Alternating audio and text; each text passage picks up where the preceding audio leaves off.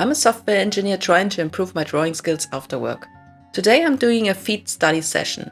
2 hours of sketching condensed in about 15 minutes. While I draw, I want to talk what it's like to learn art on the side while working full-time. I've been a software developer for almost 10 years now, but I've always been drawn to creative stuff. As a kid, I used to draw almost every day, but somewhere in high school, I just stopped. Not on purpose, just life happened. I still doodled on weekends, but never seriously enough to improve. And back then, doing art professionally wasn't something anyone around me considered realistic. Even through university and the early years of my dev career, drawing stayed something I dipped in and out of. But around 6 years ago, I picked up a drawing again and suddenly remembered how much fun it was. That feeling of disappearing into your own world, or trying to stay in a world by drawing fan art, it hit me all over again. I still wonder how I managed to forget that feeling for so long. Here on screen, you can see how I practice breaking down the feet into basic shapes. First, I drew the construction lines directly on top of the reference, and then I drew those same shapes onto the empty canvas and built the foot from there. It helps me to understand how the foot is put together and how the organic forms wrap around those simple shapes. So, I started drawing more regularly. And then reality hit.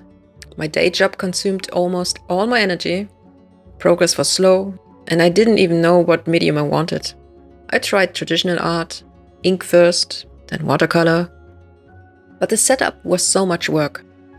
So I went back to digital, which always felt more convenient for me.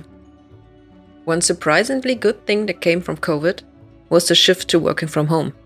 Now, I'm home 3 out of 5 days, and even on office days, I'm only there half the day. That helped my work-life balance a lot. I finally had enough energy left to do things after work. I started actually learning, watching tutorials, following guides, but progress still felt slow. Too slow.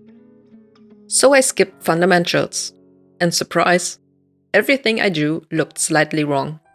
I got really frustrated. I didn't finish a single illustration in 2023. Then 2024 rolled around, and I got back on track.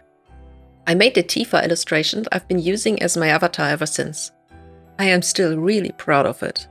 Then, I set a goal to finish 1 illustration every month. And I did. Most months, at least. With 2025 coming, I told myself again, 1 illustration a month. I want to make one of those 12 months of art posts everyone does at the end of the year. I love those. I'm a little late now. The November illustration's still not finished. But yeah, let's see. Maybe I get it done. So what you're seeing here is practice for my feet tutorial. Building feet from simple shapes and trying to get a real feel for the structure. This ended up being 2 one-hour sessions. 1 hour is usually my limit after work, and realistically, I don't have long stretches of free time during the week anyway. Let's talk a little bit about how I practice and learn new things. I mentioned earlier that I skipped over a lot of the fundamentals, and honestly, that slowed me down more than anything. I kept wondering why my drawings looked off, even when I kind of understood what I wanted to do. Now, I know that without solid foundations, everything else just collapses on top. So eventually, I had to face that reality. When I finally got serious about learning, I started following Mark Brunnett's lessons on YouTube. I link his channel down in the description. And later, I brought some of his art school courses. What I really liked is that you can buy single lessons instead of the whole package. It made it way more affordable for me. I still mostly follow his learning schedule. Although, looking back, I definitely moved on too early from perspective and proportions, and I'm still paying for that. That's actually one of the reasons I shifted my channel toward anatomy this year. If I make videos about what I'm learning, I can't just skip around anymore. I have to actually learn it. But even with structure, I'm really bad at applying things I just learned. I'll understand the concept, but when I try to use it in an illustration, it kind of evaporates. So tying my learning to YouTube really helps. And it keeps me accountable. If I plan to make a video on something, I have to practice it. And after I have gone through all the muscles, I will loop back to proportions again with a bit more experience under my belt. Time management though, that's the part I still haven't figured out. I work full-time, so I usually have about 2 hours a day for art and YouTube. And no matter how I split that time, practice, illustration, scripting, editing, it always feels like one of them is neglected. I often use 1-hour blocks, but sometimes I wonder if shorter 30-minute sprints would work better. The problem is, I also need downtime. I still want to game and watch movies without feeling guilty. Otherwise, I will just burn out completely. And because all of that, I've started learning in circles instead of trying to perfect one topic before moving on. I stay on something just long enough to make progress, then rotate to the next topic, and eventually circle back. It keeps things fresh, and it stops me from getting stuck or overwhelmed. Learning all the muscles took me most of this year, and after I'm done, I will revisit proportions and face anatomy before looping back to muscles again. That kind of rotation works best for me. Slow, steady, and repeatable. Here in this sketch, I stopped drawing the shapes on top of the reference and tried placing them in my head instead. So I drew the construction directly on the canvas. And you can already see that things get a bit wonkier this way. One thing I know I should do is a proper retrospective of my drawings. In software development, reviewing and improving each other's work is normal. But for my drawings, it's not that I can't, I just avoid it. Because I know exactly how my brain works. The moment I check out an old piece, I see things I don't like. A lot of things. And while I haven't deleted any posts so far, I also know myself enough to admit that I might be tempted to remove these posts. I know I should treat old drawings as part of the journey, but I don't know, it's hard.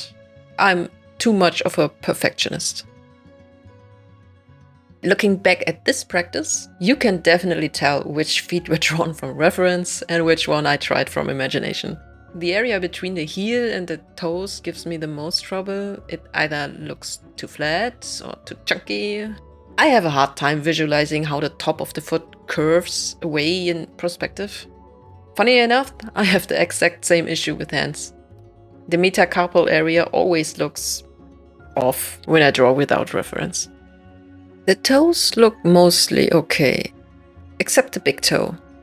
Sometimes it's angled wrong or way too large compared to the others.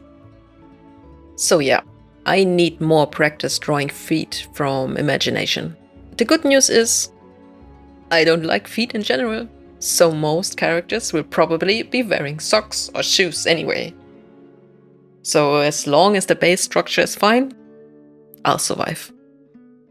This session taught me a lot about building feet from simple shapes.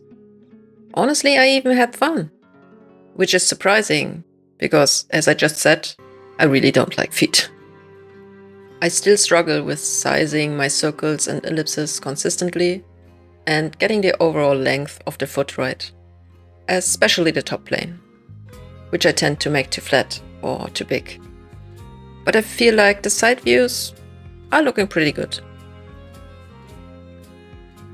Before doing this, I had basically no idea how to draw feet. I would just scribble lines until it vaguely resembled something like a foot. So this was definitely a successful study session.